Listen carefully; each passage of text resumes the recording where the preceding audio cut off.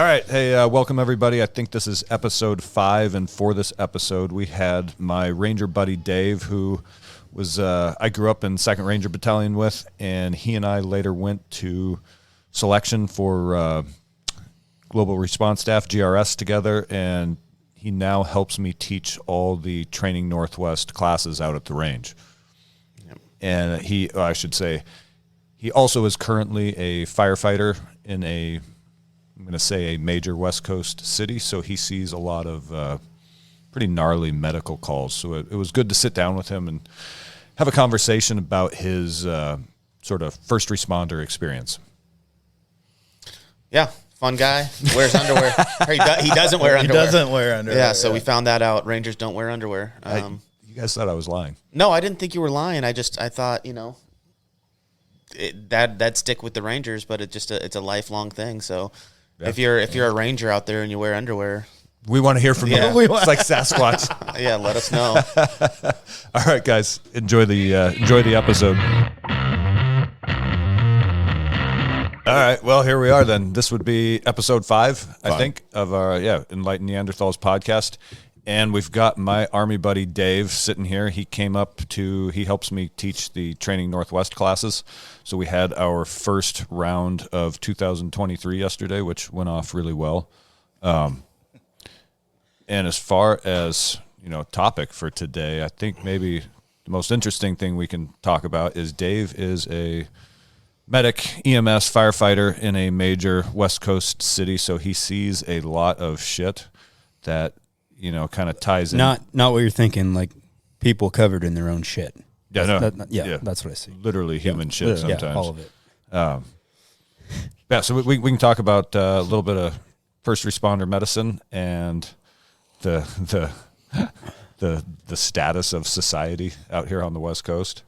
Dave, you want to introduce yourself a little bit? Talk about where are you from, Dave? I'm Toby. Wait. Yeah. Okay. So intro for me. Jesus, do we have enough tape on this? I'll sum it up. So I grew up in Florida. Found myself joining the Army. Hang on, I go on on the coast. Quick question, real quick. Yeah. On the coast or Central Florida? Yeah. So I grew up more. It's a town called Deerfield Beach. It's just north of Fort Lauderdale, so South Florida. Yeah. So and on the coast, and how was spring break? And yeah. Spring break brings quite what you would think on spring break, but yeah, man. But I got out of there pretty early. I joined the Army when I was 17. So everyone asked me like that. Like, so at that time, I didn't know shit about spring break. You know what I mean? Like, I'm not out there partying up. I barely just got my driver's license, and but then I wound up moving back after a while and landed in a place called Melbourne, which is pretty cool. It's like the Space Coast area, so where Cape Canaveral is, directly east of Orlando, and it's a totally different vibe. I mean, all of Florida is Florida. Florida man is everywhere you turn, and alligators crossing the street and all that shit. But it was a good experience, and I wound up back there a couple of times. But Pacific Northwest is pretty cool, man. We miss the seasons in the mountains, and it's just such beautiful country. Unfortunately, you do have to put up with some of the people in more of the populated metro areas, But some of that shit is pretty cool too, man. You got good coffee, good beer, this whole sex positive thing. I like being able to throw a rock at one strip club to hit the next strip club to hit the next strip club. It's pretty badass, I mean, anyways, but yeah, I kind of stumbled into firefighting after. I feel like this is a different life from the gunsling and stuff. And more appropriately, like technically, if anyone listens to this and hears, like, so my certification is not as a paramedic. I'm still technically an EMT basic. We kind of joke about being super basics because, like, I could still start an IV or needle decompress or do some of these like paramedic skills that are not particularly hard. It's just kind of regulated by licensing of what you can do at this level versus this level. And when someone is hurting real bad, if the paramedic that we have is like needs to do 5 different things, he knows he can throw some stuff at me like, hey, can you start this airway or can you start this line or whatever. And so So we're working hand in hand. So other than being able to push certain drugs or read an EKG rhythm strip and be like, well, what rhythm is that? I'm like, I don't know. I'm not a fucking paramedic, dude, you know, but as far as like a lot of the practical stuff, like stopping bleeding, keeping someone breathing, that's the shit that's just like the bread and butter. It's like mastering the basics, like anything with being out on the range. Those are the things that people can easily save lives and just do something really quick. And I've got fairly good at that because it's just like mastering the basics. And then you do it enough to where it becomes just like another day at the office where it's not catching you off guard. Like, oh, this dude's bleeding out. Yep, I know. That's why we're here. He's bleeding out. So let's fucking grab this and let's do that. Let's plug this hole and ... go down the algorithm. And it's usually not till after the situation where like, okay, you're passing them off to surgeons in the OR or a doc at the ER. And you're just like, oh, wait a minute.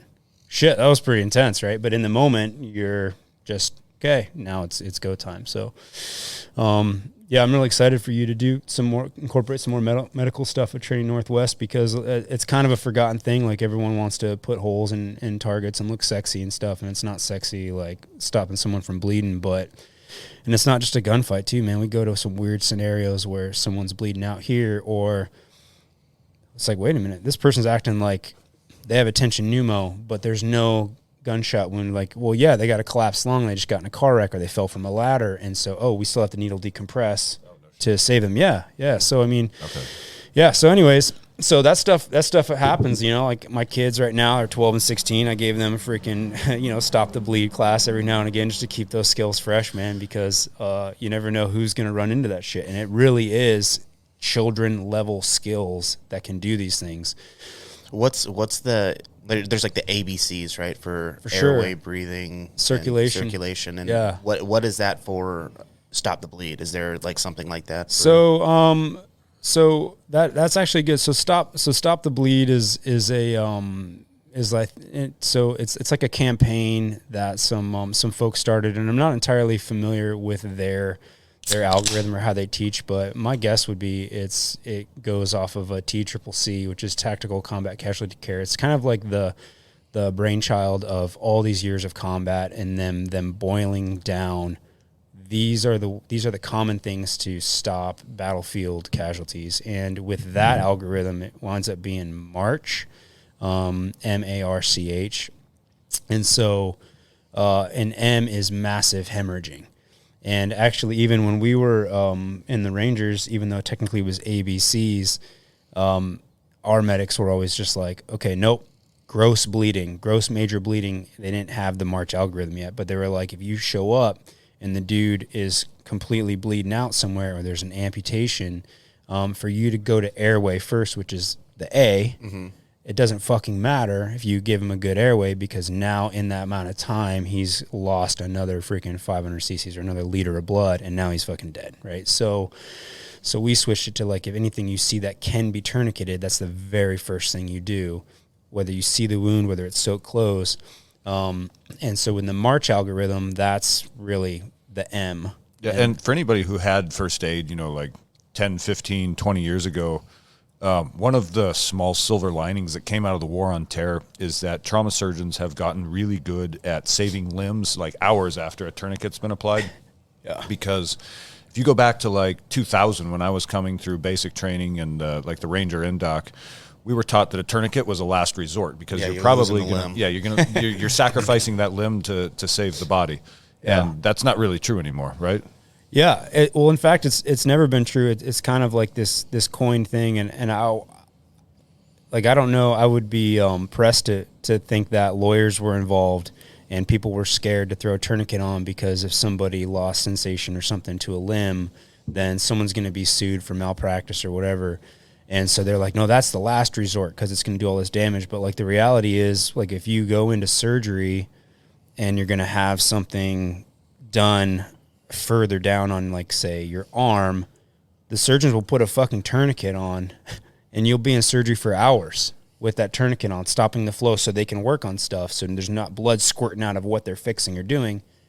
And then they just, all right, it's fixed in this time, it goes back, and they have their limb. So it's like, well, if a surgeon can stop blood flow to that limb for hours, why are we squabbling over that's the last resort? on the battlefield when we can get him to, you know, a field hospital or some more definitive care within an hour, in that golden hour. And hang on, let's not gloss past the golden hour, because that's another great concept for golden shower or golden hour. Both are great concepts. Okay, and because people need familiar. to hear about these. I'm really familiar with both Mike, of those. Mike, we need you to lay on the floor.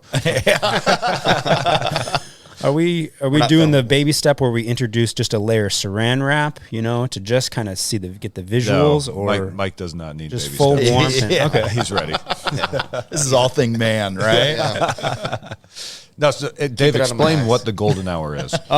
So the golden hour is basically when you go, to my understanding, and this is where, you know, there's going to be so many fucking haters out there, but like, fuck you guys. it's basically like the time that you need to get to, fuck the haters, dude. So it's basically the time you need to be able to get to a doctor. So it's like, so if you were going by A, B, C, and then D, it's like, this guy needs a D for doctor. Okay. We're doing all this shit. It's like, great. But really, we need to be moving to the hospital. And that's actually something that, just this dumb little EMT basic on the streets of medicine, of doing things, you'll get these ambulances that come in and they want to do everything right there. And I'm like, nope, like, let's go. This can be done on the way to the hospital because this guy needs a surgeon. This guy needs more definitive care than what we're going to do in the field. But they get tunnel vision of like, oh, I can do this, and let's get a blood pressure, and let's get a rhythm on the EKG. It's like, fuck all of that right here. Let's get them loaded, because that golden hour is the time of where, like, if they need blood, if they need surgery, if they need any of these things, all those mechanisms in our bodies that the shock that can compensate for what blood was lost or what is happening, that's the window of time. If you start going beyond that, then your chances of survival from whatever the trauma is, like, just takes a nosedive off the statistics. So in that golden hour is like, it's the savable window, basically.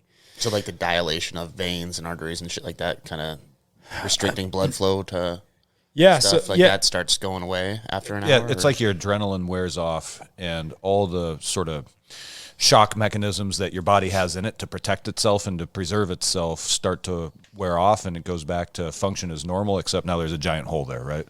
Or a leg missing, or a big cut. So it's sort of like, and my understanding is where that came from, like military-wise, is they did some sort of study and found that anytime they got a casualty into the ER under a surgeon within an hour, the percentage of them, it was like a 96% survival rate, as long as they made it to the CASH, combat support hospital. Sure. Within I fucking flushed all the acronyms, dude. When you're like ABCs, I'm like, okay, I remember ABC. I'm like, fuck, there was March and TCCC. Am I gonna remember that right now? Yeah. I imagine when you're in the job, you know, it's kind of just you're doing it. Yeah. It doesn't much matter. Absolutely. Like anything. You got some asshole evaluating you in the right seat who's like, all right, which letter of the acronym are you on now? Yeah, exactly. My fucking driving test went like that.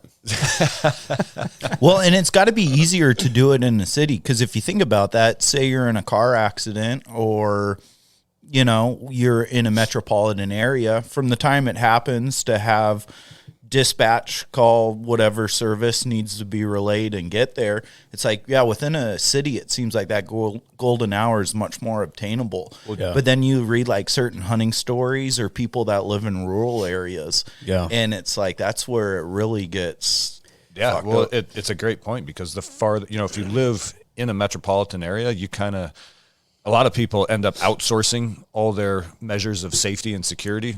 You know, they expect the police to show up, they expect EMS to show up, and you find that as you get away from that, like where I grew up out in the sticks, like people aren't as reliant on, government services. It's a little more that, like I like to say with Training Northwest, they're a little more I rely on me, but a lot of times they kind of drop the ball at, you know, medicine doesn't go beyond bracing a broken, you know, they can splint a broken bone, but when it comes, I mean, what really can you do, I guess, for massive trauma other than get someone to a hospital? Yeah, no, that's it. I mean, massive, at some point, everyone dies. Oh, we had a great medic, Doc Poe. That's not an Asian name. Doc Poe. That's also a farmer doctor. Dr. Poe. Is it really? Yeah. Oh, no way. Yeah. So, well, he was always saying, he's like, everyone dies from shock of some sort. And I'm like, well, what's that? He's like, inadequate tissue perfusion. I'm like, okay. And that's basically like, okay, all the vital things in your body that need to function, get oxygen and nutrients from your blood, it's not, whether that's due to your heart stops pumping the blood, or in our trauma where it's like hypovolemia, low volume of fluid or of blood in your body is not able to get those things to those vital things. And then, so you'll die. So eventually, like, that's the common denominator between anything. And with that, getting to the hospital, like, everyone's like, oh, give them fluids, but they found out from this trauma medicine that, like, and remember when everyone had their own IV. So when we were young Rangers, we had like a 500 little milliliter bag and an IV starter kit like for us. Right? Yeah, that was like part of our protocol to, he's losing blood, let's replace that volume.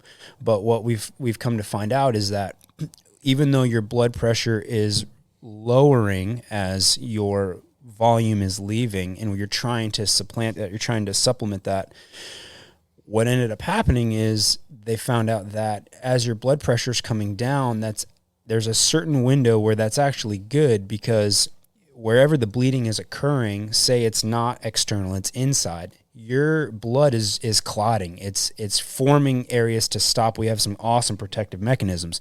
Now, if you And if your blood pressure goes down to, say, like 100, and you're like, hey, let's give them fluids right now. Shit, now you bumped it up. It's like a freaking garden hose. Like, say you're holding on it, now you increase the pressure, and now you're blowing clots, and then you're actually contributing to more bleeding.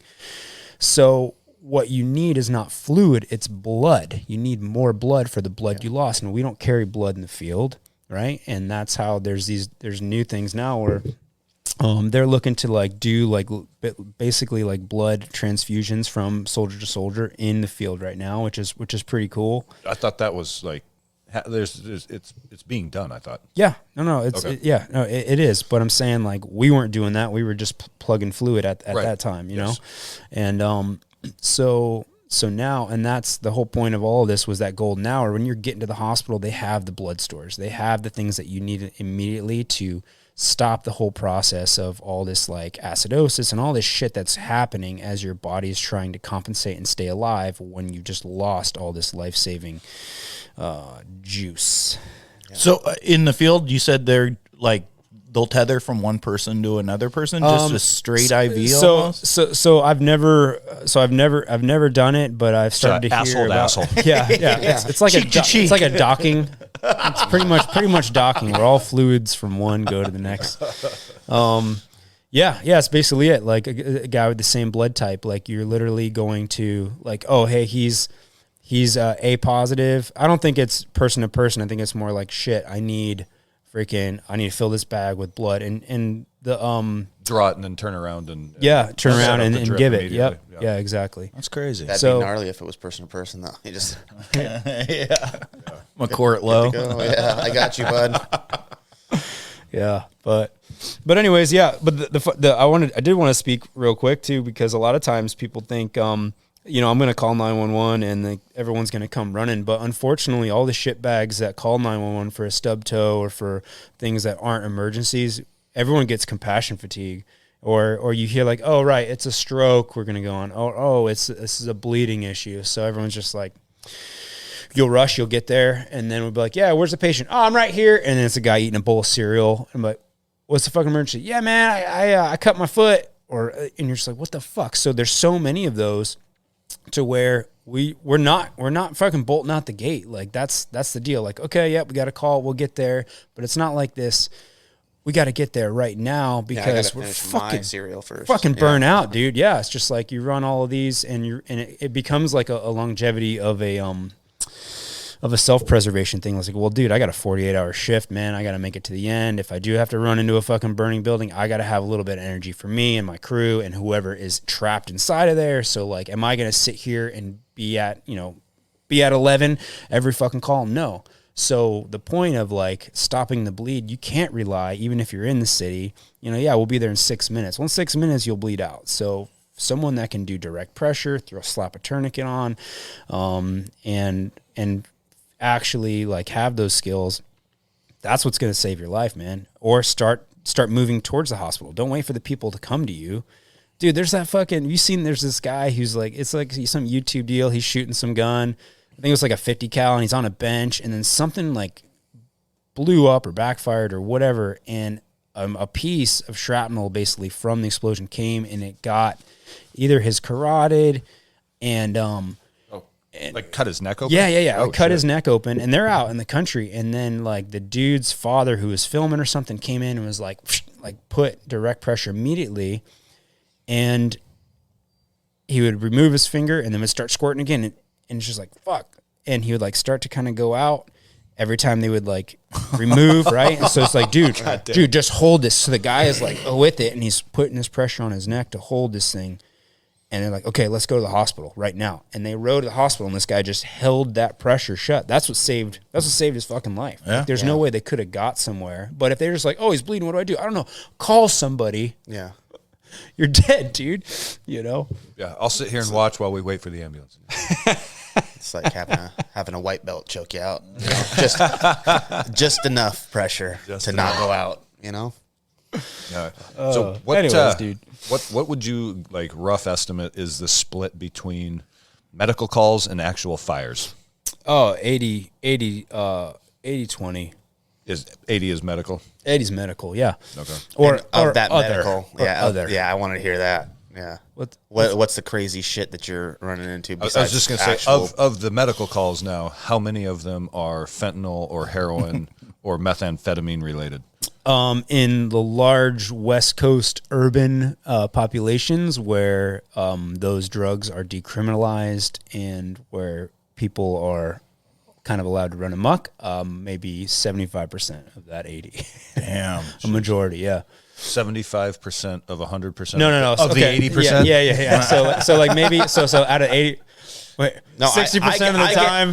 I get what he said. I get what he said. Yeah. That makes sense. So, yeah, I mean, maybe that's just how I feel. It depends on the areas, but that is a majority of the calls, you know.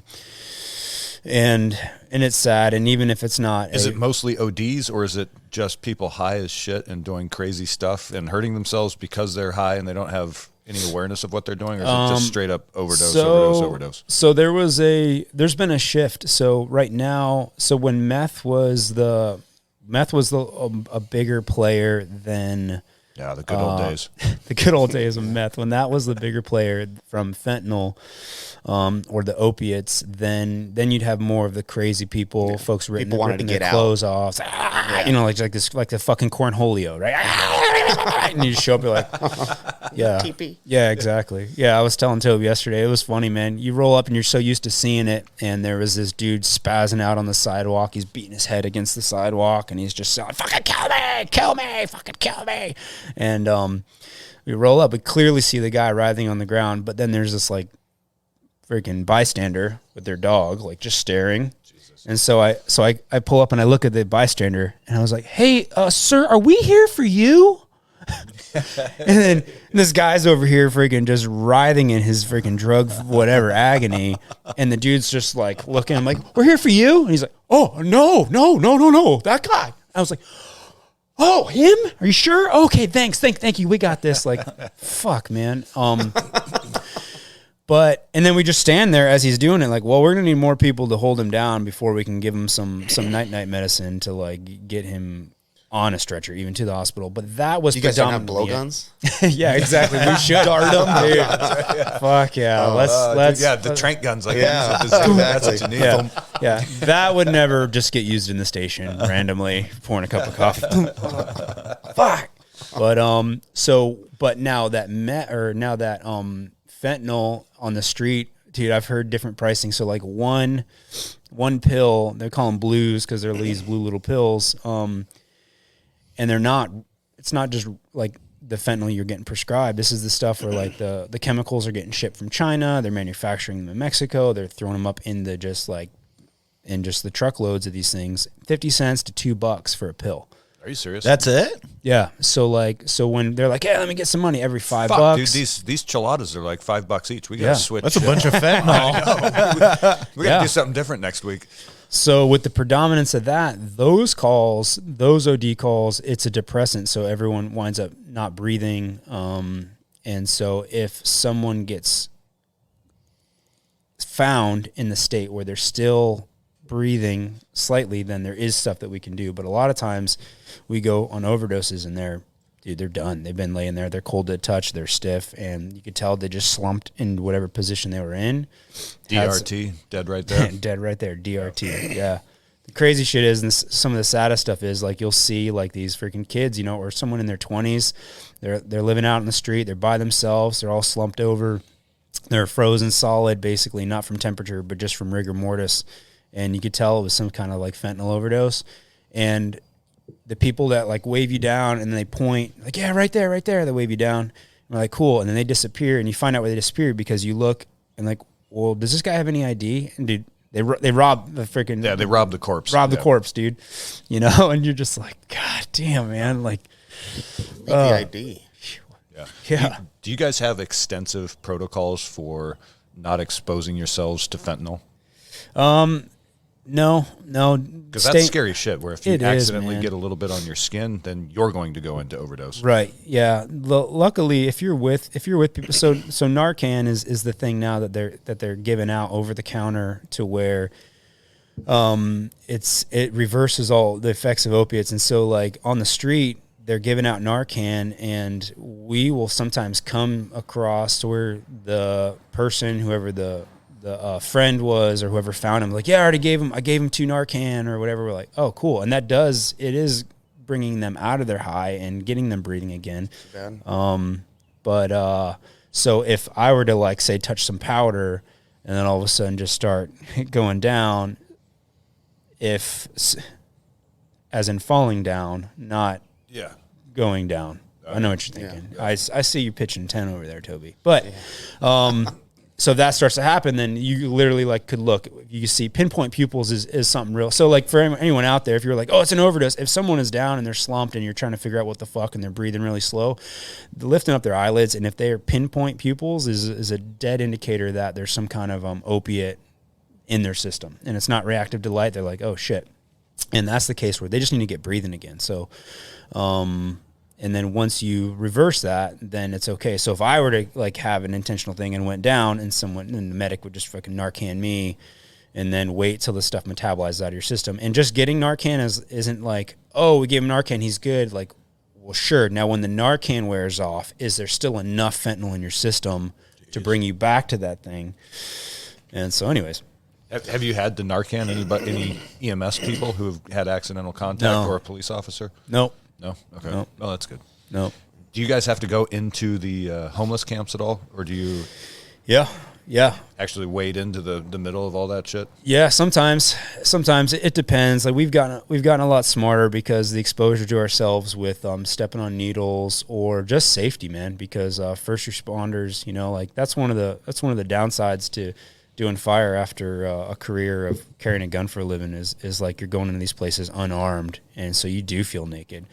So it's funny, like, you know, people call in for these fires in these homeless camps, like a warming fire, and we have to go in there and check to see if it's in a barrel or whatever. And so I'll bring, like, this big ass, like, pike pole, which is like this freaking like a lance, like you see some Spartan with it, and they're like, no, dude, it's just a warming fire. You're not going to need that, because people will think, oh, I'm going to go pull ceiling out here in this home. Like, no, this is to stick some motherfucker in the face that, like, gets too close. Some Braveheart shit. Yeah, exactly. I'm going to spike this freaking end of this axe in this dude's head and save the fucking day, and then go home on fucking paid leave for a while they investigate this motherfucker. But we have gotten better to, like, nope, if you want help, you guys got to come out here. We're not going into your camp. That's dangerous to us. Like, fuck you, man. If a dude's laying dead in there, then you drag him out here, because we're not going to come in there and get attacked or step on something. And those are, like, I think the most dangerous ones are these freaking homeless campfires, where, like, these tents are going and you're in there. And if you're trying to search, like, an RV, it was on fire, to make sure no one was in there burning up, you don't know what you're in the smoke. And then after, when the fire's out and you look, like, dude, I was just crawling all over these fucking needles. And this guy was not a diabetic. Those aren't insulin needles. You know what I mean? And you're just like, oh, shit. What am I doing in here? Like, this whole concept of risk a lot to save a lot. Like, well, what are we saving? Yeah. And why am I going to risk that? So now it becomes like, well, fuck, dude. And a lot of these fires that are started too, like, fires have been uptick started from homeless people, getting into these buildings and just camping out, and then they'll start a fire. So if we do the same principle going into these abandoned buildings that are clearly boarded up, to go in there and put it out where the building construction is shoddy, or they'll literally like just put a hole in the floor and piss and shit in that, or in the wall because there's no plumbing. And now we're going in there searching on our hands and knees, trying to find bodies and pull them out like we would if this house was on fire, going like, okay, where are the bedrooms at? It's 2 a.m. Someone's got to be in the bedroom. So that's where we're going in the smoke, feeling around. You do that in one of those fucking places for what, dude? And more than likely they set fire to it and like, oh fuck, we're out of here, and then leave. And then later you find out you're crawling around in all their fucking shit and piss and places where they go in there and have the F shack, you know? It's just like, what the fuck are we doing? Like, this is stupid. We got to go in there and put the fire out. We got to be aggressive. I'm like, no, dude, I'm 40 years old. Like, I'm fucking, like, fuck that. Like, let's be smart. We're not saving grandma in this building, you know? It's not like, so... Anyways, dude. 10 years from now, we're going to have drug addicts teaching, like, urban survival classes. Where Fuck they're yeah, like, dude. all right, so if you're really cold in the winter, what you do is you find an abandoned apartment building, set it on fire, and then you can stay warm for a couple hours till the fire department shows up. Yeah. Yeah, dude. So are the police, do they also avoid the camps? Are they on the same sort of policy where they don't go inside the perimeter of the homeless camp? No, they will, because they're armed. So because they're armed, they have a little bit more leeway as far as like physical security and protection. So if something, if we are feeling endangered to do our job, then we're like, we're not going until we have police go in there first, and then basically secure the perimeter, basically get 360. That's kind of how it is for shootings too. So like if there's a shooting or gunshot wound or anything that's like a violent crime, police have to go in first and like assess the threat for us.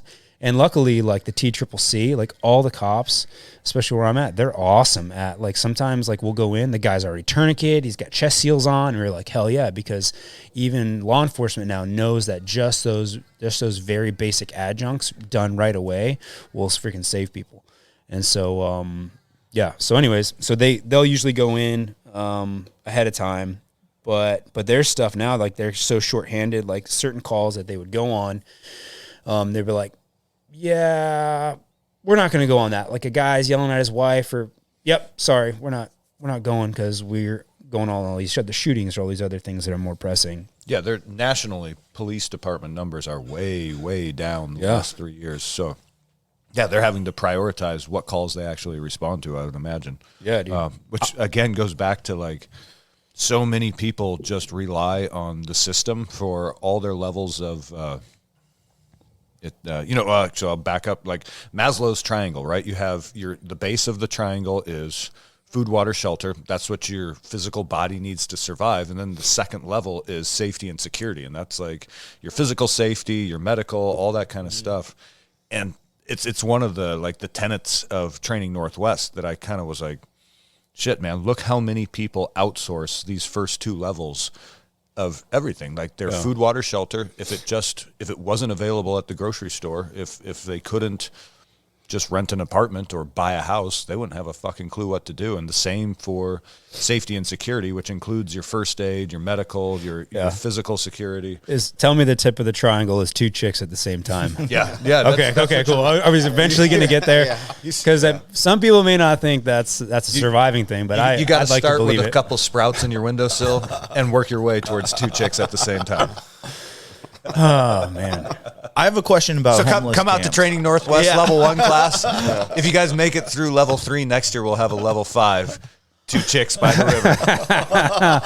Oh man. All right, sorry.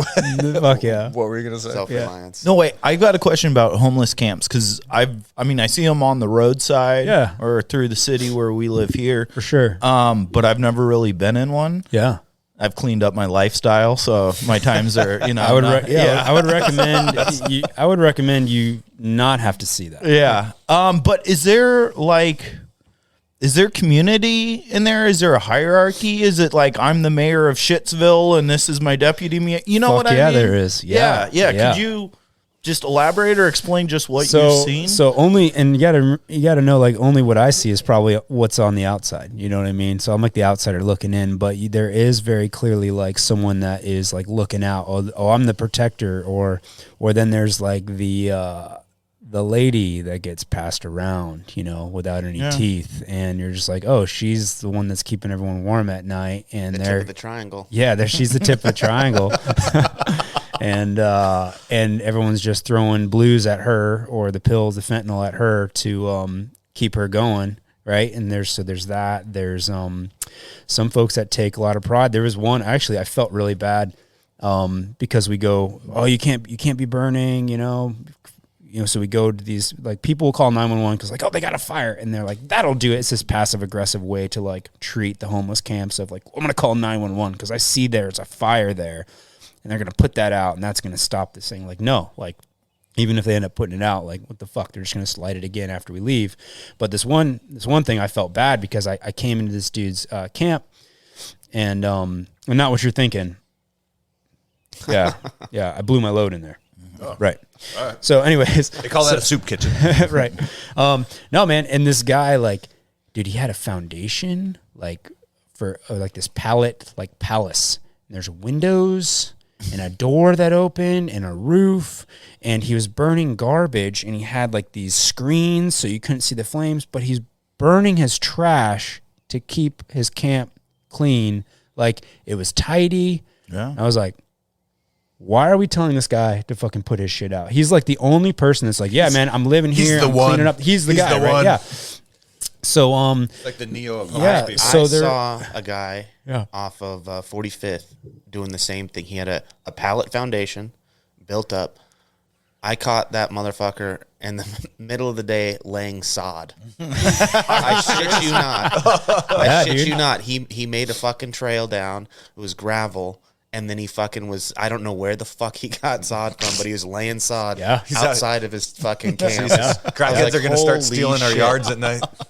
Yeah, it was fucking wild. Yeah, so you run into that too. Like, some things, like, this guy's been out here forever. He's got solar panels up. He's got friggin' or a generator running. And you're like, oh, okay. And there are like mini. It's not all just anarchy. Some places they get their shit together. Like, hey, this is where we're gonna live. We're gonna bed down, and we can make a living and get comfortable. Or we can all be just totally addicted, and everything's laying everywhere. People are living their own filth. Like, you come, someone will have like a wound on their leg. Like, oh, let's come check your wound. Or you open a pant leg, and there's literally like maggots and fucking shit crawling in their skin or on top of it, and just rotting on their flesh. And they're like, how can you do this? Well, because they're always fucking sedated. They're always going from one fix to the next. Those kind of lifestyles, it's anarchy. It's fucking Mad Max, you know. But there are some camps where it's like, oh yeah, go down. That's Jenny's hooch over there, and this is Bob. And oh, you want to borrow this? Go to Bob. I mean, it is like a sense of well, that makes they're looking out for each other. That makes me wonder, like, because we're told we have a housing crisis issue, and that's why we have all this stuff, you know. But it's like, okay, so. I mean, we all see this drug-fueled free-for-all. Yeah. And then it's like, well, so is that all of it? Or is there a portion of it where they are like, you know, you get put on hard times, you lose your job, you downward spiral. Yeah. And then you have people that really, like, they want to lay sod and do better. Yeah, 10%, if that. That would be a high estimate. So if you looked at all the homeless camps and all of the people, the tents and everything, I would say 10% of that is probably at least what I have come to, and maybe the scene that I'm coming to is going to always be the overdoses, right? Or you're getting crazy called to the worst. I'm called to the worst, so I may not see more than the I may not have exact figures, but I would be like 10%, maybe like the hey. Rent was high. We got tossed out. I got my family. We're trying to, like, this is the in between to getting to somewhere else. Sure, but no, man, it's not affordable housing. It's like, it's mental health and addiction, and sometimes one is fueled by the other. And it's funny because for a while I stopped asking, because I would ask all these calls. You go on a homeless call, and just out of curiosity, like, and just shooting the shit too, just like, hey man, where are you from? Oh, I'm from Albuquerque. All right, where are you from? Baton Rouge. It's pretty far. So you came up here because housing is more affordable here. You like it's cheaper here. Like, no. Like, they came because they're allowed to live on the street. The drugs are readily available, and no one will enforce or push them back out or enforce anything of the like to like get them off the streets. Like, no, I can stay addicted. I can live there. There's all these resources. Like, the people with signs for food, like, hey, I need food. No, they want money for a fix. You could literally hand them food and they'd say, no, thank you. Can I have some money? Because there's so many shelters they can go to and get 3 squares, 4 squares a day. They can get hot food. They can get blankets. They can get tents. Or they're getting all those resources. But they're allowed to live wherever they want, and the drug scene's plenty. So they're just like, what's the motivation to stop this lifestyle? I know Seattle, a lot of the homeless shelters have empty beds at night because the requirement is you have to clean up. You can't do drugs in the homeless shelter. So again, this whole like, oh, it's a housing problem. No, there's empty beds. There's empty rooms. It's a drug problem. Yeah. Yeah, they can freaking and readjust my microphone slowly. Move that microphone. Slowly sinking away from move me. it over here. Slide it over a little bit. Yeah. Let's move that over here. That's fun. Yeah. I met he was an ex-cop. He worked in Seattle for 17 years, and he was working the gun counter at Coastal. I don't know if I told you guys this last time. I think a little bit. Okay, well, never mind then. Did you talk to about on here? Yeah. Oh, okay, I got you. I was like, I never heard about it. Ultimately, like, he was telling me like how the cops up here can't do anything. Their hands are tied, and they're not willing to. But why, if you're a police officer, why would you put yourself in a risky situation when you know that if you put yourself at physical risk, but after you make the arrest, the district attorney is just going to say, just kick him back loose again. So why did you take that risk upon yourself for literally nothing? He said the guys just put their heads down and their blinders on and clock in, clock out. Yeah, get through the day. And you can't blame them because what else would they do? Yeah. There's no reason to attempt to have an effect on society when everything you do will just be negated 24 hours later. Yeah, he was saying though, after he quit, I think he quit. He said like 3 years ago, because of nobody doing anything about homeless encampments. He'd get bear mace, and he'd go through when they'd get too close to his neighborhood, and he didn't like it, and he would spray everything. Yeah, and he's like, they don't want to be uncomfortable. They're getting by just enough to be comfortable, and if they're uncomfortable, they will leave. So just spray the bushes, spray the tent, spray. So he's doing something. He's taking matters into his own hands, right? People will look at us when we're called, and they're like, "Well, look! He's building a tent right there on the sidewalk, and this is my home." And we're like, "Yeah, yep." And we are like on the clock. We can't physically remove him because of the laws and policies, but you as a citizen, when the freaking night comes, you can get that motherfucker out of here.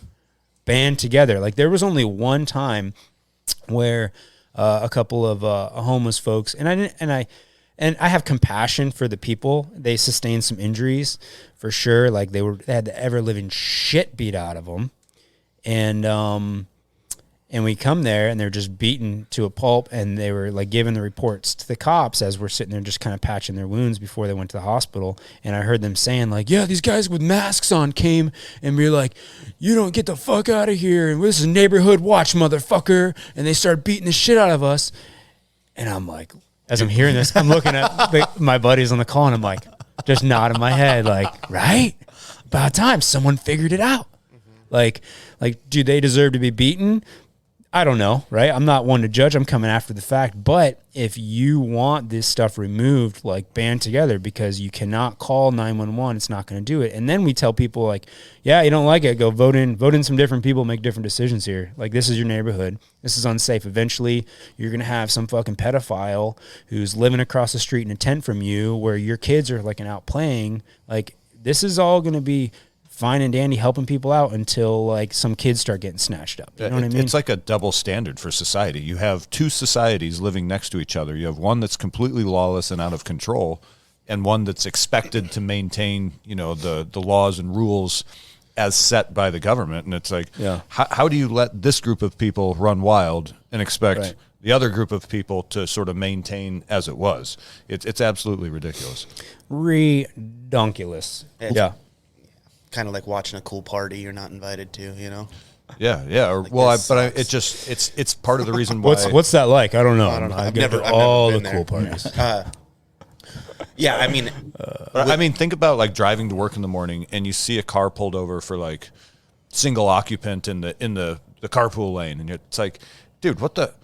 You're writing somebody a ticket for being in the HOV lane when 100 feet up the embankment, or not even 100 feet, 30 feet away on the side of the freeway. Yeah. Here's a fucking drug camp where, you know what I mean? There's dudes standing around a 55-gallon drum, burning trash and shooting heroin. Right there? Yeah. Can we talk to him? What are we doing? Dude, I got a ticket on my vehicle. I'm at work, parked at the firehouse. I have a placard in the dash that says, I am at work. I'm at this firehouse. And I got a ticket because my plates were expired by 2 months. And I look, and there's 6 vehicles that people are living in with no license plates whatsoever. Oh. So I'm just like, really? And I get the freaking ticket. It's like $120 or whatever. I'm like, what's happening? They're like, oh, this guy's got money. He's a law-abiding citizen. Like, I'm going to friggin', let's get him. Like, what is happening right now? Yeah. And so I just took the plates off. Now I drive to work with no license plates. It's perfect. You're like Batman. Yeah. Exactly. Oh, man. But I think that's why, Joe Public is getting so, people are getting upset with the police, too, which they're sort of stuck between a rock and a hard place, because here they are expected to... Jesus Christ. Yeah. Oh, God. Yeah, sorry. Dave's making me laugh. Yeah. No, I think you nailed it about, we were talking about citizens taking stuff into their own hand. It's like, if we're a totem pole, all of us are on the bottom, right? Because we're just normal people living our daily lives and interacting and stuff. And I feel why we're here is so much a policy that's been enacted in the past gets us to where we are today. I think a big thing was in the 70s, I think it was a Reagan administration, we lost federal funding on insane asylums for mental health and mental... You used to be able to commit someone to the loony bin. And now there's a lot more red tape, and we used to have a lot more facilities due to that. I think in the 80s, you saw a huge surge in homeless and mental problems because, like you said, so many of these people are out there. It's drug addiction and mental mental illness, and the two are actually related, right? Absolutely, they're crossed over. So you get rid of programs to actually help out people in the community, and you start to see more of a spillover. And then where I start to have a problem with it too is I'm politically homeless. I guess I would identify more as libertarian, Right. And so that gets into the drug thing, and it's like I don't really care if there's drugs or problem. Or I care if there's drugs and problems, but I don't care that drugs exist and people can use them in a right way. If you look at places like Amsterdam, everything's pretty much legal in Amsterdam as well. But you know what you can't do? You can't do heroin on the sidewalk. You can do heroin in your own home, and hopefully you have a good job and you pull it together and you do it right. Yep. But the fact that they just allow it to happen on the street and there's no consequence, there should be social workers for these people to really help them out. So the same thing I saw in the 70s of let's abandon this program is where I think we're failing the community of really helping these situations and these people get what they need. And so us being on the bottom of this totem pole, now we're forced to either, like you say, vigilante it together and battle the homeless. Yeah. And I think at this point, it's big money is involved. It's a quote-unquote homeless industrial complex, because I think Seattle alone has a $250 million a year homeless budget, which who the fuck knows what they're spending that money on, but they aren't having one iota of positive effect on the issue. Even these decriminalization laws with the hard drugs, the premise and why a lot of people bought off on it was because prosecuting all these offenders is end up spending so much money in the legal system. And so instead of wasting that money on those resources, let's redirect those funds to mental health, to the social worker aspect, to all these things that we know we need to combat these problems. So that was the guys, but nobody has yet seen it. So now, this uptick in like, cool, the decrimmed, so now I can be on the street, I can use all these things, which is making mental health worse. Well, where's the programs? Where's the things to catch up to? Where's the stuff to like get these people where they need to go in order to seek help or get help from all that money that they're saving from the initial thing? We're like, no, where's it all going? It seems to me like they're trying to make them comfortable, right? Like it's more enablement than anything. And almost like I'm going to say it's got to be intentional that they're perpetuating the problem because, you know, like you were making the point that you meet people from Baton Rouge or Texas or whatever, and around here they call it Free-addle. Like it is known nationwide that if you come to Seattle, there's all these programs and services to support you while you live that like drugs on the street lifestyle. Yeah. So it in my mind, it's more enablement meant to perpetuate the problem because there's people, like I said, it's a $250 million a year industry just in the city of Seattle. Yeah. So there's people making money off of it. Oh yeah. Wild. I part of me is like, it would be nice to have that without the drugs. If we could just live the life we wanted to live, and the government would leave us alone, and we could that's kind of what we're working on out there at the have what we have. And you guys fuck off.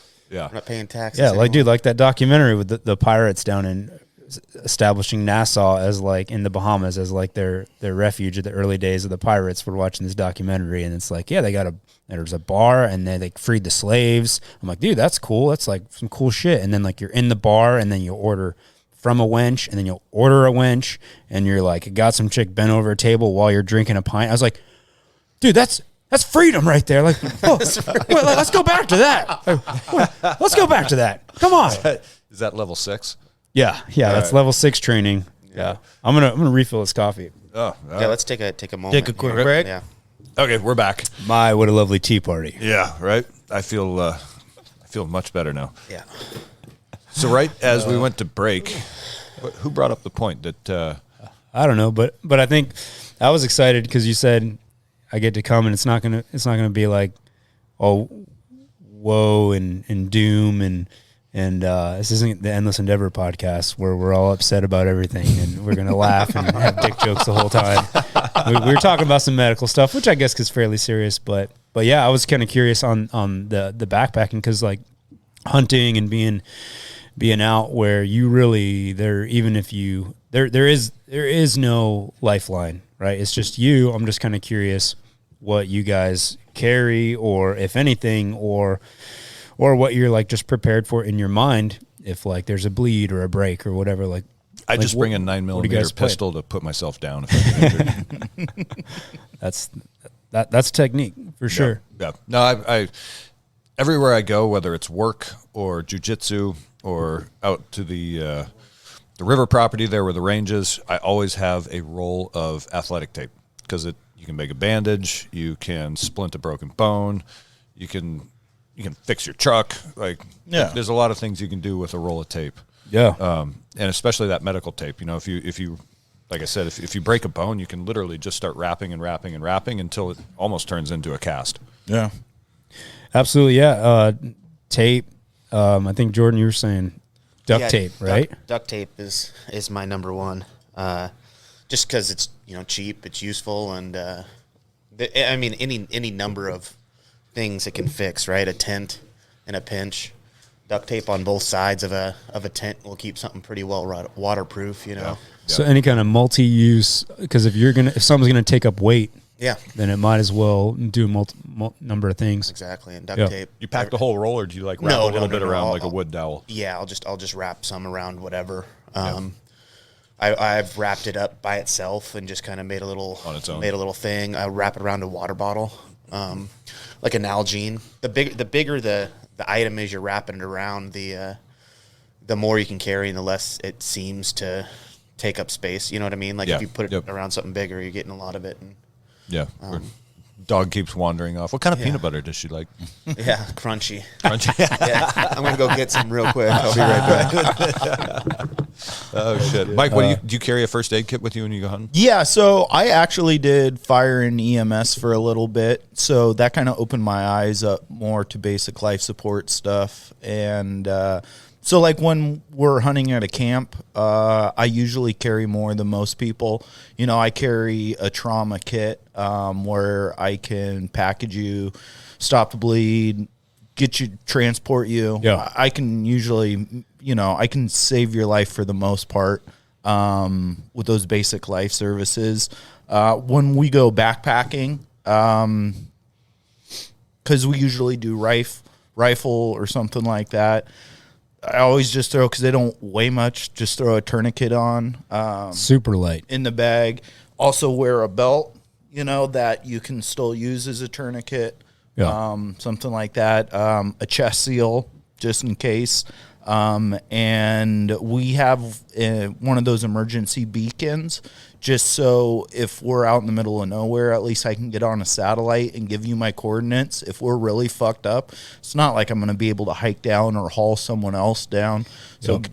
I mean, That's actually it's expensive for a chopper ride, but what do you want to do? You want to live or you want to die? That's actually really funny, because that's kind of like the whole shoot, move, communicate piece. That's like part of the communicate, and you're using that not only as an emergency for being stranded or whatever, but medical emergencies too. So it's like, yeah, that's not going to stop the bleed, but that is going to increase that golden hour chance, right? If someone like bringing a helicopter or whatever to extract you out of there. I've always been, all of my trucks that I've ever driven, besides that Japanese one out there, which is really funny. But I'd always break down, right? I'm always on the side of the road, but the most important tool that I would have, I carry a multitude of tools, was my charged cell phone, because it's just like, shit, okay, well, hey, I need someone coming to bring me a part, or I need to run to the store or whatever. So on medical wise, just being able to call for help. Yeah. There was this guy who I just heard about it. He his car broke down or some shit like that in the back. He was way far away from everybody and had no way of getting, shit. So he went to go call. He's at a range, has no fucking cell service. Yep. So he's like, fuck, and started thinking about it. And then he had a fucking drone. So he typed a message in where he was at to his buddy, and took his fucking drone, attached his phone to it. Then it sent the message back out, and fucking he got one back and brought it back down. Oh shit, dude! Yeah, all right, so if you're going to the backcountry, make sure you got your drone from Amazon. Get your drone. But so those beacons, that works on satellite, right? So It's a little no cell. Yeah, a little Garmin attachment, and then you pair it with your phone, and then so. If you're in a situation, you turn on that little satellite beacon, it finds a satellite, then you're able to transmit through your phone. And I'd rather die back there. What are you transmitting? Like a text? You can do text, an emergency. I think like an SOS kind of location deal. Or? Yeah, you can do everything. So luckily, I haven't had to use it, but you can send text through it as well. I think there is a calling option. Yeah, I think it's just text message. So when Jen started going like into these like deep backcountry. Jen goes deep. That's why she likes me. And a Tobin. When she started doing all the backcountry snowshoeing and mountaineering and whatnot. she's doing backcountry. yes, she does. If she wants to text me from the backcountry. It's dark in there. You get lost. Yeah. Oh, man. Oh, Jesus. Yeah, so you got her one of those inReaches or what? I bought her, it was like a $600 Garmin that has a emergency button on the side of it. Yeah. And it requires a monthly subscription that's only like $12 a month. But anyway, she can activate that emergency beacon, and Garmin has like a 24-hour manned like customer service place. I think it's in Colorado. But anyway, that beacon will activate in that service center with her 10-digit grid and just an SOS code, right? So then it's not like people are going to jump on helicopters and go swarming to her, but they start making phone calls to local, sheriff's departments and whatnot so that they can activate their search and rescue people. And at least they have the location of that beacon. Hopefully it doesn't go out to fucking Portland firefighters. Yeah, I know. Other shit doing, Yeah, I mean, and that's something people got to understand is just because you have this emergency beacon, help is probably still 8 to 12 hours away from when you push that button. Oh, right. So you have to have some ability for self-sustainment. Yeah. But she can also send, it's like, I want to say she can send like 12 texts a month to me. Yeah. So she'll text me that like, hey, we made it to our spot where we're going to sleep tonight. Everybody's good. Perfect. Or a lot of times the parking lots are like way out, so I'll get a text, hey, we made it back to the car because it's like 9 p.m. It's like, all right, cool. I can go to bed now. Yeah. I think you hit it too, Dave, saying like, what do you do? What do you take? Or do you prepare yourself mentally? And I think that's a big part of it too, is like, think about the 4th of July. Like there's more injuries because people are drunk and they're shooting fireworks, right? They're getting wild. So if you're going hunting where you're a couple days walk away from civilization, even a road and stuff like that, you got to think like I'm in a territory or a spot where I need to be careful. I just have to have my wits about me. I'm not going to be doing cartwheels on the top of this ridge line, rolling ankles, just the same way like you can have the 4th of July and you can drink a bunch of beer and light fireworks off, and then accidents happen. Or you stay sober and keep your wits about you and you can still blow stuff off. So I think a big part of it is mentally, like, where am I going? What am I doing? Being careful on what you do. Yeah. Well, have you ever seen the show Alone? No. Where they drop them off in the middle of, the fucking woods, basically. And they have to just, who can survive the longest on their own, right? So they just put them out there. And I think it's typically in like Canada or some shit by a lake. And it's like late summer and then all of a sudden fall and fucking next thing you know, it's snowing on them and shit. Yeah. And it's like survive.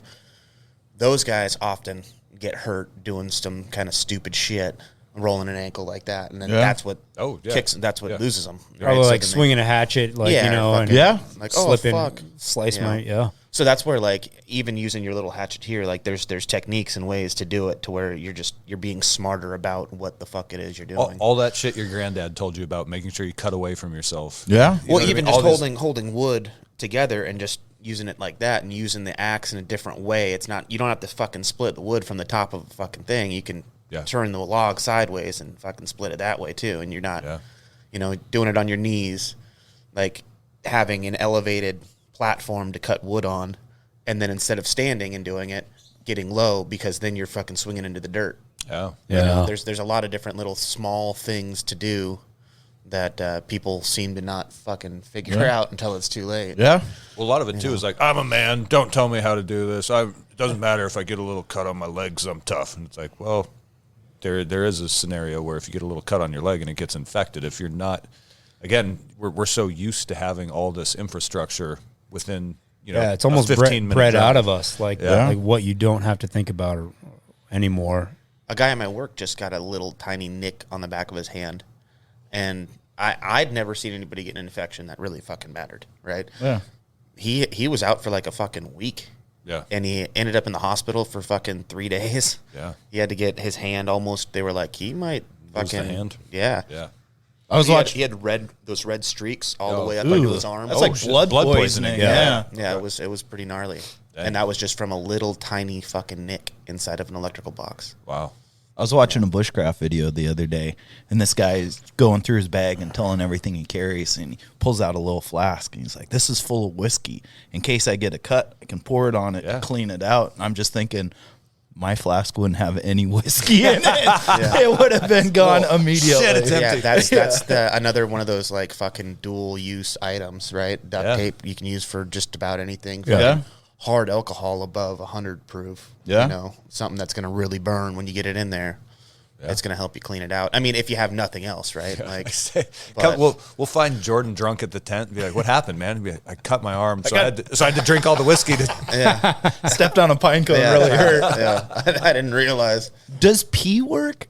Is there any validity to that? Only if you drink it. Yeah. Well, hang on. Lay down, Mike. Someone back to this golden shower. Get the saran wrap. Yeah. I think that's only for jellyfish. Yeah, we're going to do it for science. Yeah, that's science. Well, and actually, we got Jordan's dog running around here, too. We'll have her pee on you as well. Yeah, just to see if there's a difference. Yep. So we got to cut 2 limbs. 2 legs.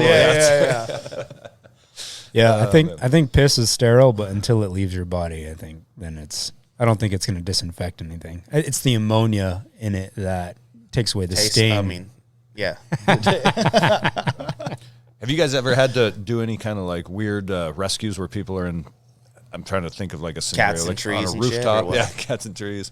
I've seen. I'm thinking casualty who's down in a difficult to accessible or difficult to access location. How does crackhead get there? Yeah, terrain. Yeah, exactly. Yeah, underneath. Well, we know how they got underneath the bridges, dude. There was a bridge that they're like, oh, they could live under those bridges. Well, it turns out they tunneled underneath to where like the structures are, and then we're having fires under there and set fire underneath there. So now there's fire impingement on all of Compromise this, the all the stuff of the bridge. So Fuck. everyone's driving over like, oh yeah, you can live under the bridge. That's fine. And I'm dead. But a lot of times like they'll find these nooks and crannies on these slopes, and if they can't walk, that's where now you're like, oh. Dude, we're going to have to come up with some kind of rope system to strap them into this litter and then slide them up, because we're not carrying them as we're shuffling up these things. And so that's it. That's all I've seen. We have technical rescue companies, like guys that are just trained. That's all they do. They do ropes, they do trench stuff, and they do all these things. So they, no matter where the call would be, they would end up going to. It doesn't matter whose area is in. So they'd be the ones that could tell you like how often that actually happens. But in a large metropolitan city, it's not very, very frequent, as I'm sure, to where maybe like these hiking destinations or hunter camps or whatever, where people are getting themselves in trouble.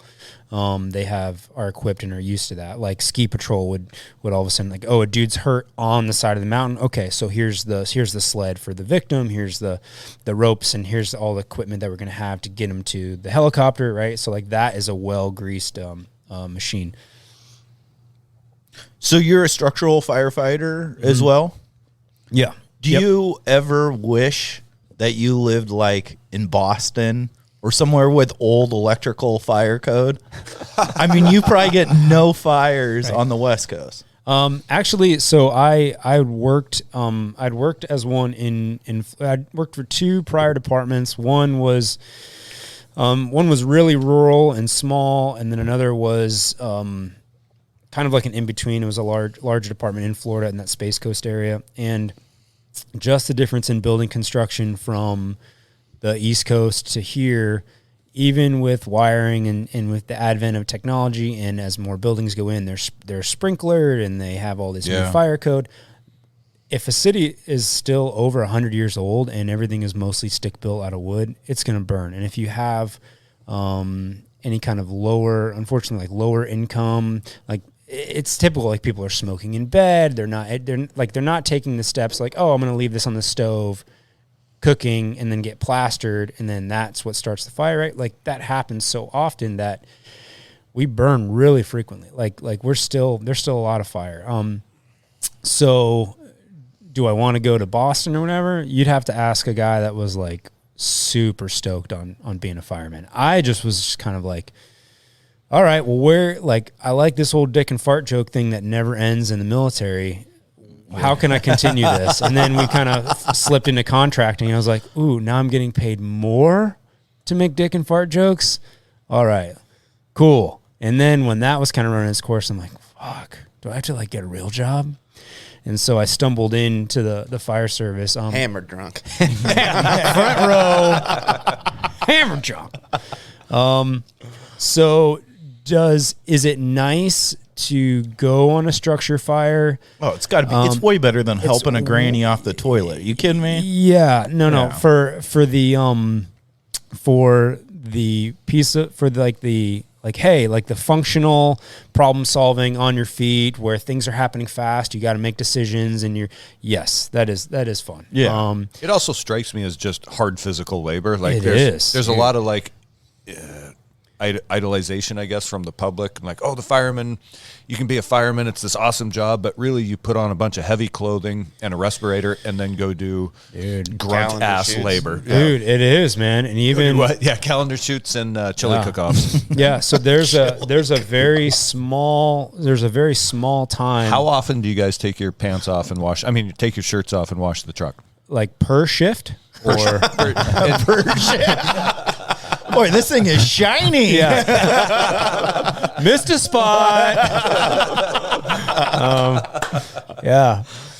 No, we there's a very small period of time to where a lot of work gets done, and you are in that like adrenaline space of right when you first arrive and the thing's ripping. I like the decision making that goes in. So I used to, like, yes, we're all a bunch of dumb firemen. We're a bunch of knuckle draggers for sure, but as I went from different departments and got to one where they like really take pride in the operation that happens to put out the fire, but not just to put out the fire, it's literally to find people trapped. There comes this science of where, okay, so statistically, where are people found? At what time of day? Where are they? Is there any survivable, like, oh, that building is totally on fire. Oh, everyone's dead. Hang on. Look back here. Here's a survivable space. Oh, so someone's going to go over there and actually search that, going maybe through a window as this team is pulling a hose to put the fire. So, like, there's all this coordinated stuff just to get if someone's trapped in a tub. Like, kids are usually found in closets, in hiding spaces, in bathrooms, right? Adults are usually found in paths of egress to where they normally would. So even if you're thinking like, oh, they were close to the back door here, that's the way they're going to go out. No, in stress, they're going to take a few breaths of smoke, and they're just going to go to the thing that they always went. So that's why, like, oh, okay, even though the fire's over here, we're still going to take the hose through the front door and go that way, because along that path, more than likely, is where we're going to find grandma or someone passed out on that path, right? So, like, there's all these things, these decision-making points that have to happen really fast at the beginning. That's fun. And it's like over in 10 minutes. And then the rest of it, like you're saying, the hard work. Okay, now I got all this shit on and I'm pulling ceiling. Is that still smoldering? You're like, fuck, dude, we've been on this thing for 3 hours. The hoarders, like their stuff, are just peeling layers of like just molded plastic. Of like all the carcinogens and all the shit. Like we're like scruffing through. And then, yeah, you find a flattened and fried cat. And you're like, okay, you know, I mean, just like that's the grueling shit. And you're just like, fuck, dude, you know, I wish I could just take all this stuff off. But we've learned from cancer and carcinogens, like that is the most dangerous part. And it used to be like, oh, fire's out, and guys would take off all their stuff and they'd be in the ashes, and the shirts come off and they're in the shovels. And unfortunately, calendar time, baby. Yeah, I know. And coming into the scene, as I say, like, this isn't the first chapter of how I pay the bills, and maybe, you know, now being 40, of like looking at things a little smarter. Like when we go into those overhaul phases and people are maybe, they take they're not breathing air anymore. I'm just like, all right, guys. Yeah. I'm a big pussy. I'm going to fucking breathe air while I'm like pulling all this stuff, because even though the fire's out, you're still off gassing all these harmful shits, right? That are getting your bloodstream. Mm-hmm. And I'm like, yep, I'm the pussy, whatever. I'm going to keep the thing on, breathing air. But it's funny because the second, like, I'll do it, like the younger guys will be like, smart. Oh, all right. They leave and they go, now go put their shit on and come in. It's almost like just someone needed to give the permission to be like, hey, man, like, yeah, like we're all here. I may call you pussy later still, and that's fine and it's fun. But like, let's be smart about this. Like, what the fuck are you saving? You're not, you know, the average lifespan after retirement for a fireman is like 5 years. Yeah. Because cancer is like the thing that's fucking taking. So I'm like, well, petroleum's in everything. I mean, you look at carpet, you look at couches, you look at everything. And like, I remember they did studies for a room on fire and it hits flashover. In the 50s, it used to be like 15, 20 minutes. And now it's like, what, under 10, 5 minutes? Yeah. And you have complete room engulfed flashover where the smoke explodes. And that's why a lot of people are like, why are they going so... explodes?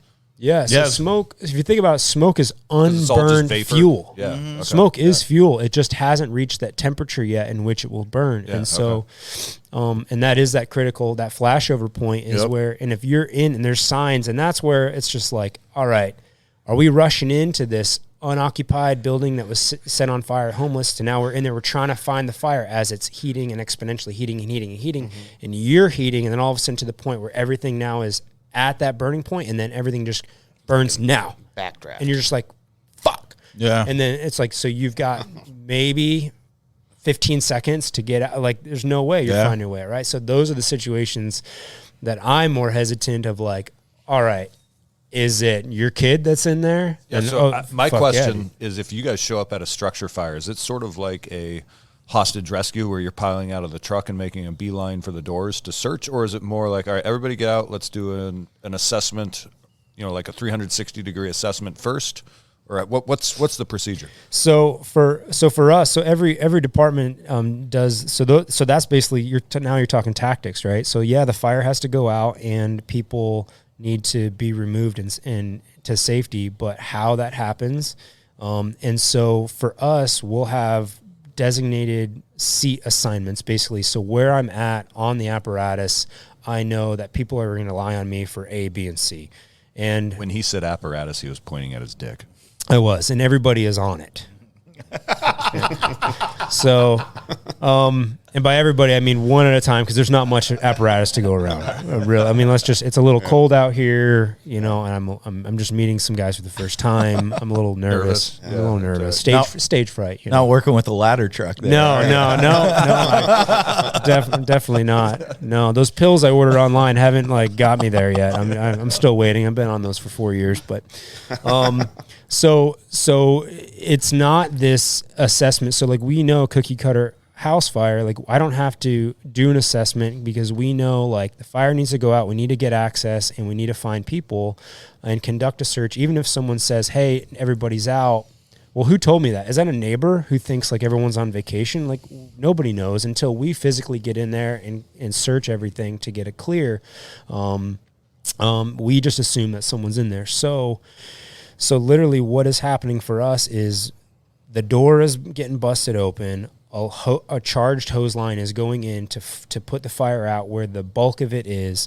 And we are simultaneously sending people to where those areas of likelihood are for where victims are. Do you guys go in pairs? Is there a thing where you have a buddy system or? So on paper, there's this this 2 in, 2 out rule. For every 2 people you have in, you have 2 people out as support, or you have to go in buddy teams, right? But honestly, if there is a known rescue, someone is my kid is in there or my wife is in there and it's in that room, a lot of times that's where the judgment call comes in of okay, well, normally no one goes in without this hose line as the protection, but nope, I'm going in head of the hose line. Hey, I'm going to that room. Cool. 1 person, 2 people, whoever are coming in, or I'm going to go through this window on the outside to get to that room, close the, so it's called VEIS. It's vent, enter, isolate, and search. And it's actually kind of a pretty cool technique. Probably came from one of these larger departments like Boston or New York, whatever. And it's basically even though I'm taking a hose line in the front door to get to the fire, it doesn't mean someone running around back sees a bedroom window, looks in, and there's someone trapped. So now the rescue is actually happening through that window. You ventilate it, you enter it, you isolate that room. Now you shut the door. It buys you time. You scoop up the kid, the granny, or whatever, and you now perform the rescue out that window.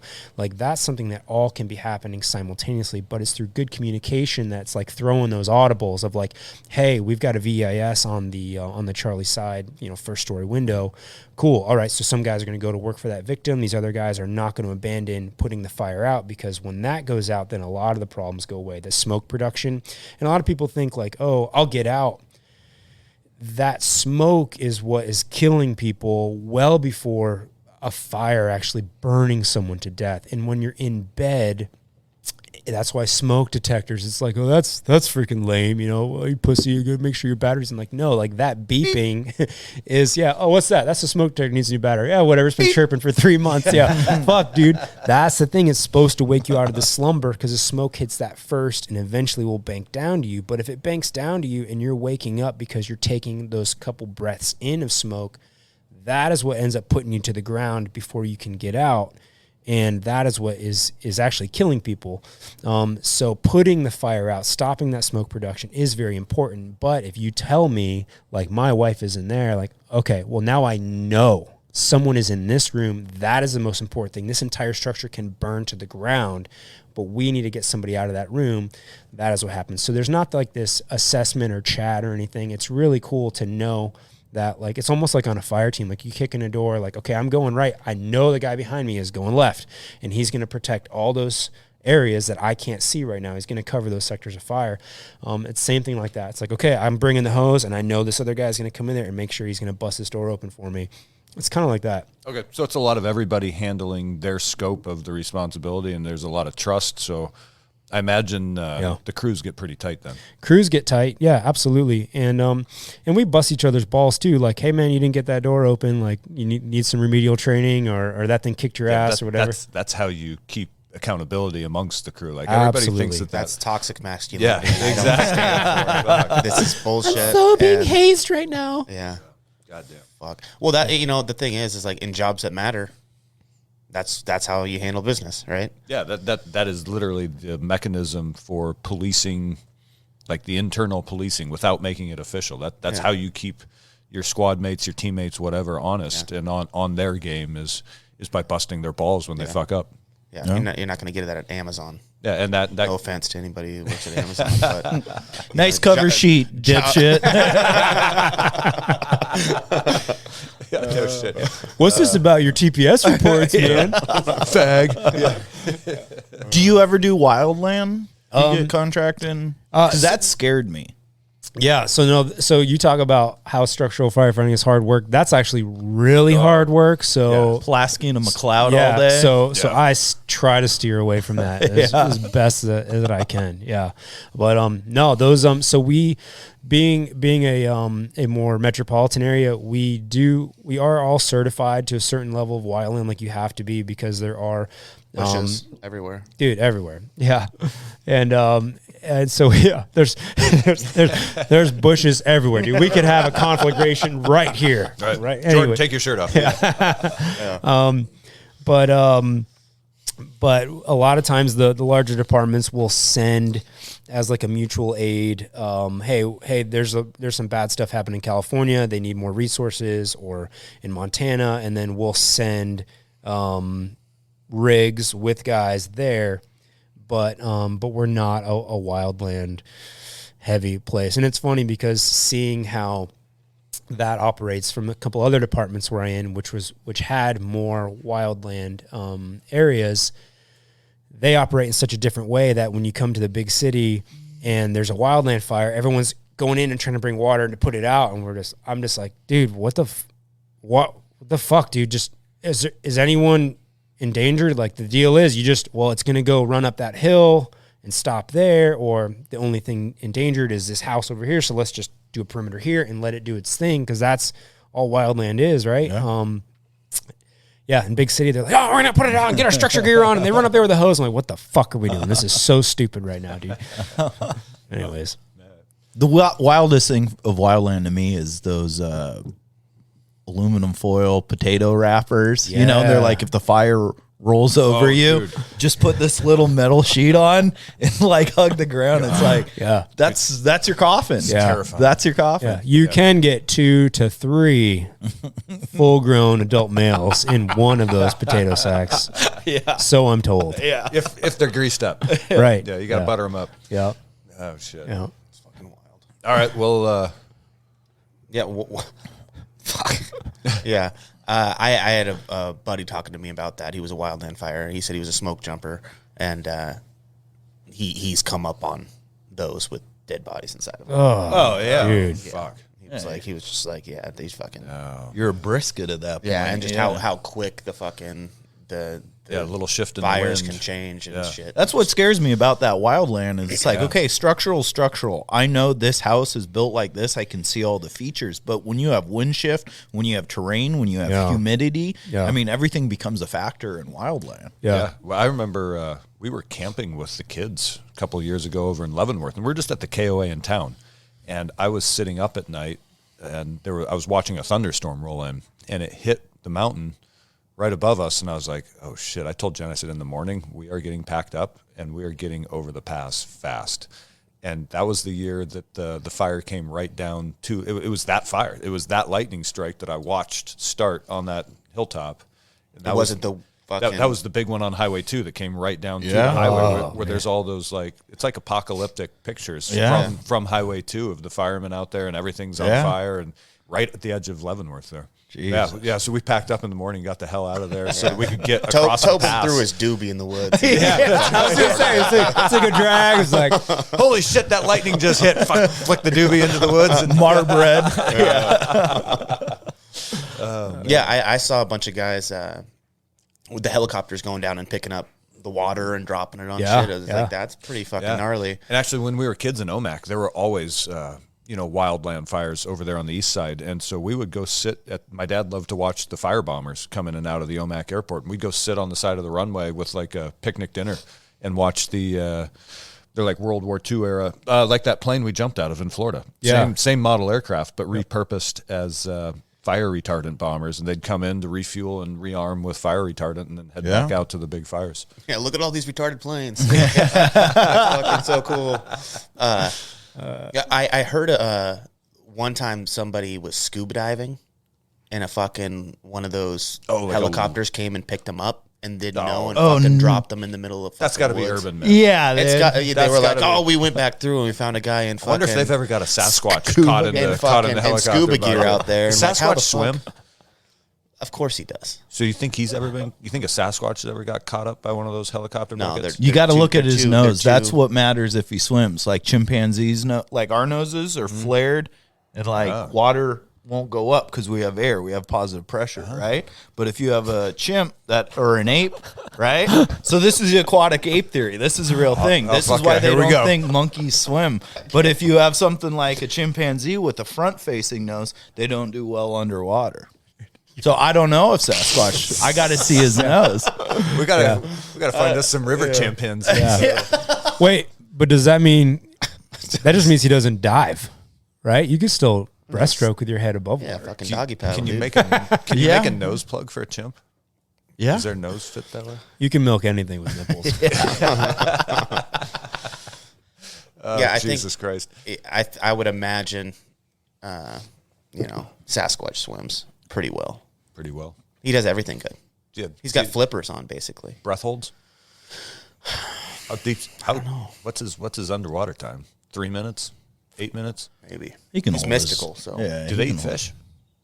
Do they eat fish? Yeah, I heard he's a pescatarian. Yeah, dude, only Isn't he? I thought they liked deer and humans. They might. Yeah. They might. That's a All right. myth. But fuck. Remember every year there was someone and a lot of it came out of Florida, and they're like, we have hair and we believe that this is Sasquatch. But you don't hear that as much. But down there, let's get our terminology correct. It's a skunk ape. It's a skunk ape? Is that what they call it? Yep, Really? fucking skunk ape, You're dude. kidding It ain't Sasquatch or the Yeti. It's skunk ape. Bigfoot? In Florida, yeah. Oh shit! Is it smaller than it is here? Is it like a little 3-foot thing that scurries? I don't know, around? man. I've still been hunting them, dude. I just only found prints. All right, fair enough. There's this guy who is what's his YouTube thing? Learn to Hunt. This guy up in British Columbia who just fucking smacks a bunch of blacktails. He's got crazy blacktails that he shoots every fucking year. But somewhere along the lines, I don't know if he just is like, hey, this YouTube thing is really panning out when I talk about Bigfoot. But he has some fucking Bigfoot stories. And he's like, he spends his entire life in the fucking woods. And he's just like, no, people can laugh, people can joke, but Bigfoot's fucking real. And here's the proof I have. If you don't check that shit out. I think it's How to Hunt is his YouTube channel, and fucking he's got amazing stories.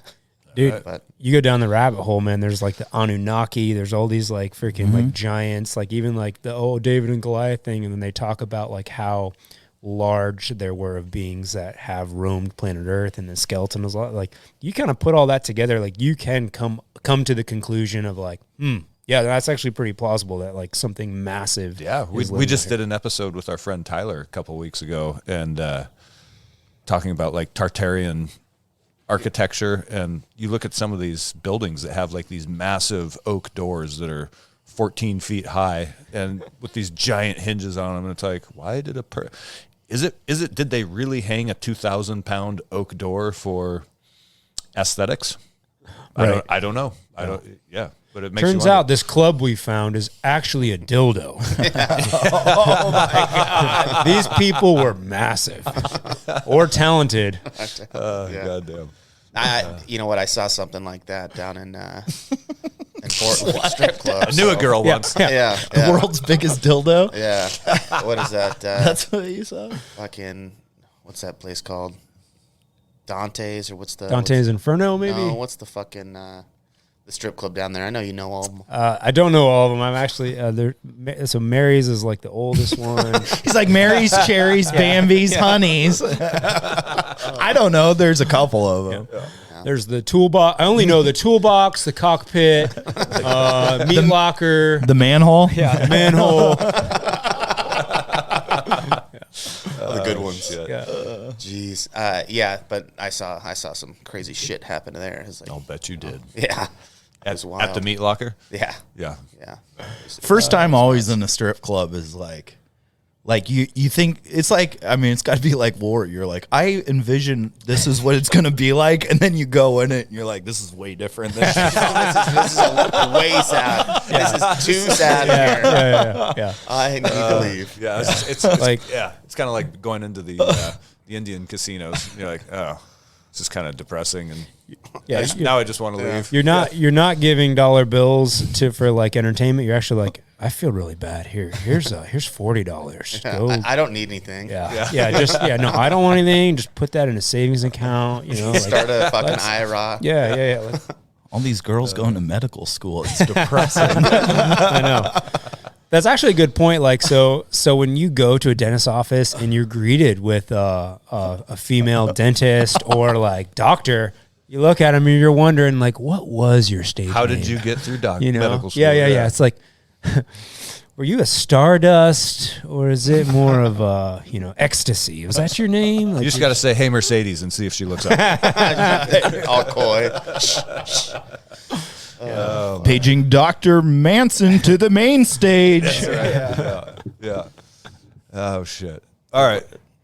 Well, I went to school down in Portland, little south of Portland, and you would run into people that were strippers. You just meet them. Like, it was just like they're out there, normal people. It was crazy. Yeah.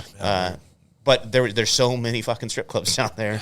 You'd be a friend with this chick, and you'd find out like 2 months later she's a fucking stripper. And it's like, imagine that. Yeah. She's like, I'm a dancer. It's like, well, that's the thing, man. Like everyone, I'm sure, like tries to like. Would you say you're how you identify like politically is you're homeless. You don't have someone you can affiliate with. Like that's how I feel when you come to these places. Like someone's like, oh, you were a ranger, you're a fireman, so you must like think you must be like in this conservative right camp. I was like, well, I don't know, man, not really. I mean, I think like that's awesome that we got all these freaking strip clubs, and if someone wants to have an abortion or this and that, just do whatever the fuck you want. You want to smoke pot, like, all right, cool, man, I don't care. Like, dude, I appreciate that about some of these bigger cities. It's just like, yeah, they're not as uptight, right? And so when it comes to sex, like, yeah, they're not uptight about that shit down there. There's more strip clubs, I think, per capita than any other city here in the States. More than Vegas?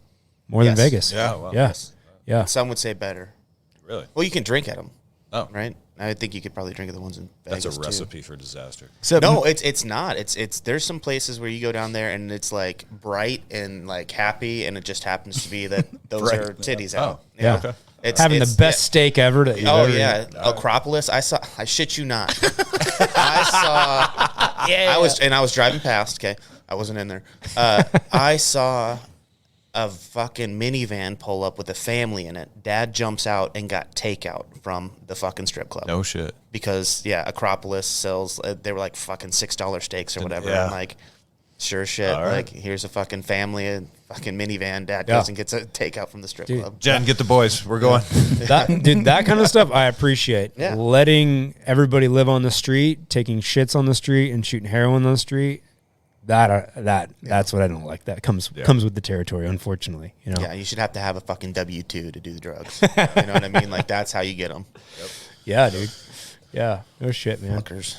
But yeah, I mean, with all of that, what is your most crazy story you've seen? You kind of glossed over. I think we asked earlier, but I don't know that you. Oh, did you? I missed the question.